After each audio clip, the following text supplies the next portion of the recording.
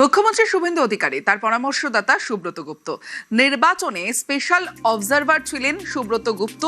এবার সুব্রত গুপ্তই হলেন মুখ্যমন্ত্রীর পরামর্শদাতা।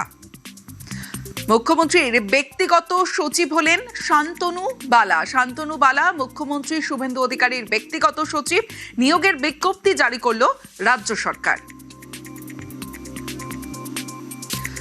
মুখ্যমন্ত্রীর পরামর্শদাতা সুব্রত গুপ্ত, নির্বাচনে স্পেশাল অবজারভার ছিলেন সুব্রত গুপ্ত।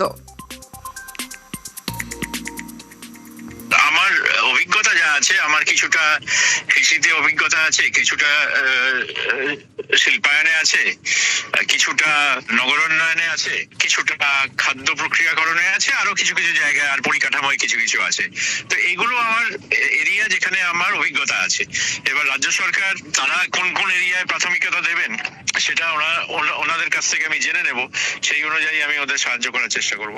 রাজ্য সরকার যখন যে অফিসারের যে ধরনের সাহায্য চাইবেন, সেই অফিসারের দায়িত্ব হচ্ছে সেই ধরনের সাহায্য আইনের মধ্যে সেই রাজ্য সরকারকে দেওয়া। আমার ধারণা যে যে অফিসাররা কাজ করেছেন তারা সেই সময়কার রাজ্য সরকার যে ধরনের কাজ চেয়েছিলেন বা তখনকার রাজ্য সরকারের যা যা পলিসি ছিল সেই অনুযায়ী কাজ করেছেন।